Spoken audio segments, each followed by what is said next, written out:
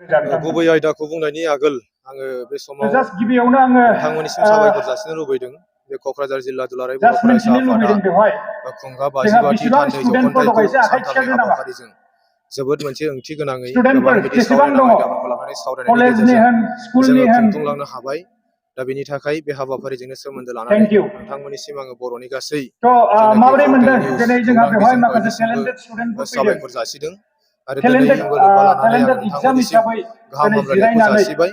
दिनै जों बयबो मिथिगौ दुलाराय बर' फरायसा आफादा जोनोम जाजेननायनिफ्रायनो जे बर'नि थैनाय थांनायखौ लानानै बर'नि जौगानाय बर'नि थामोनथायखौ लानानै गोबां बिथिङाव खामानि मावबोदों आरो बेबायदि गोबां बिथिं बायदि मैया जेंना जेंसि समाजारि जेंना बायदि मैया बिदि राजनितिनि जेंना रांखान्थिनि जेंना बेफोरखौ सुस्रांनायनि हाबा मावनायजों लोगो लोगोनो दुलाराय बर' फरायसा आफादा गावनि मोनसे गुबै थांखि जे बर' हारियाव सोलोंथाइखौ जौगाहोनाय बेखौ बोरै हायो बेबायदि मोनसे अहरह खामानि मावबाय थादों।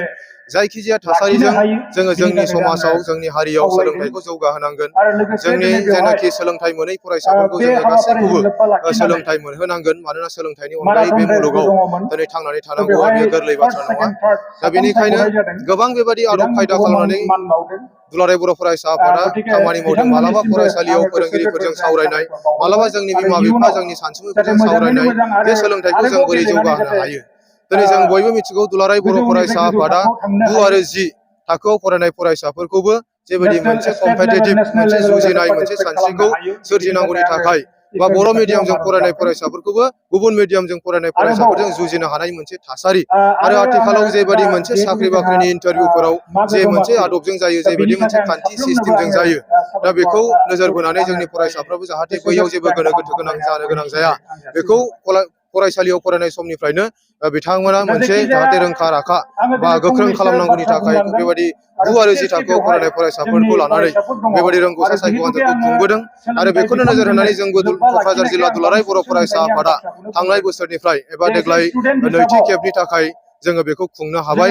जोंनि गेजेर फरायसालियाव फरायनाय फरायसाफोरखौबो जाहाथे जोङो बोरैबा मोनसे गोख्रों मोनसे साननाय हनाय बे जुजिनाय मोनसे सानस्रिखौ जों बोरै सोरजिनो हायो, गासैबो बिथिङाव साहस गोनां मोनसे जों बोरै खालामनो हायो, बेखौ नोजोर होनानै जोङो गुदि गेजेर फरायसालियाव फरायनाय फरायसाफोरखौबो बेबादि रोंगौसा सायख' आनजादाव बाहागो लाहोदों।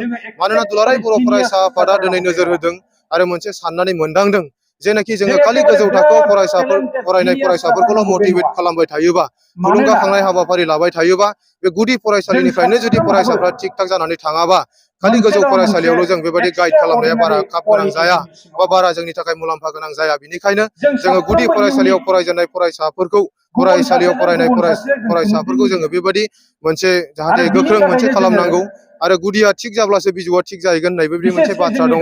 दिनै दुलाराय बर' फरायसा आफादजों क'क्राझार जिल्लाया बेबायदि गेजेर फरायसालियाव फरायनायखौ लादों आरो जोंनि माखासे दखरा आफादफोरा गुदि फरायसालियाव फरायनाय फरायसाफोरखौबो जोङो फैगोन बोसोरनिफ्राय बेबायदि खालामनो थाखाय जोङो थाम थिम जागासिनो दं।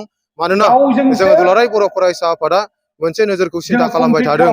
जोङो गुदि फरायसालि, गेजेर फरायसालि, गोजौ फरायसालिया गोजौसिन फरायसालियाव फरायनाय गासैबो फरायसाफ्रा जाहाथे मोनसे गोख्रों जायो आरो हारिनि थाखाय साफा साफा साननो हानाय, गाव गावखौ दानायजों लोगोसे गावनि न'खरखौ फसंनायजों लोगोसे हारि समाजनिबो साफा साफा जाहाथे गोख्रों दैदेनगिरि जानो हायो आरो जोंनि बर' हारिखौ फैबाय थानाय समाव गोजौ थाखोआव मोनसे रिप्रेजेन्ट खालामनो हायो। बेनो जों दुलाराय बर' फरायसा आफादनि गुबै थांखि।